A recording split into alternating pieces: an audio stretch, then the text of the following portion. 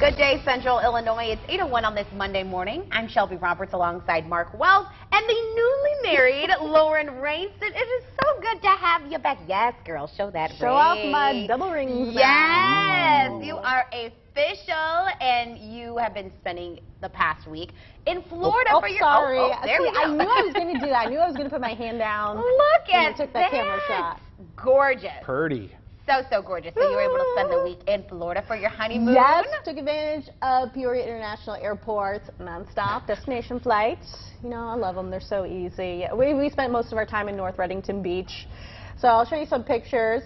We got a lot of beach days in. Beach days. And in addition, this is, by the way, is a little bit south of the Tampa Bay Clearwater area. We also spent time on Honeymoon Island, which is just west of the Dunedin Causeway, or just west of Clearwater. Oh, it's gorgeous, but it was pretty stifling, hot, humid. The birds there, so photogenic. They got to be used to, you know, people taking pictures of them all the time. And the highlight of the honeymoon, swimming, or I should say, floating with the manatees.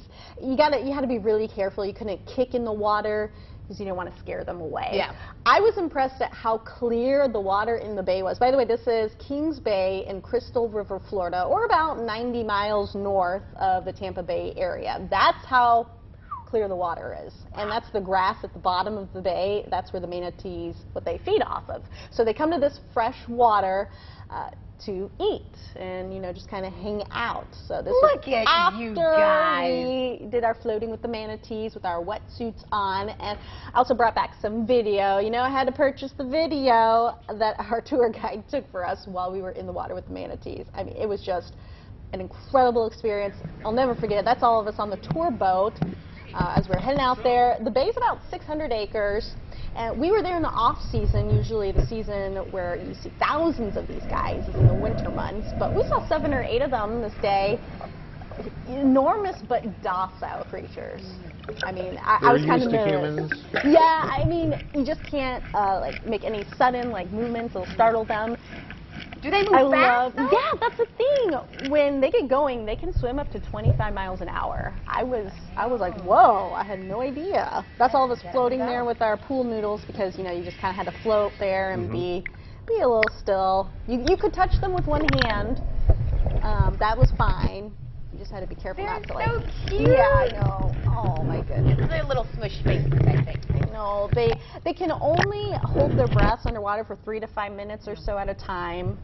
So they got to come up for air.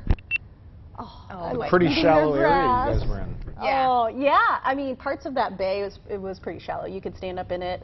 Other parts were deeper. But, yeah, I mean, no alligators or anything. Good. Just those manatees. Leave the Florida alligators alone. Oh, yeah. But that was the best place. You were just talking about the seafood.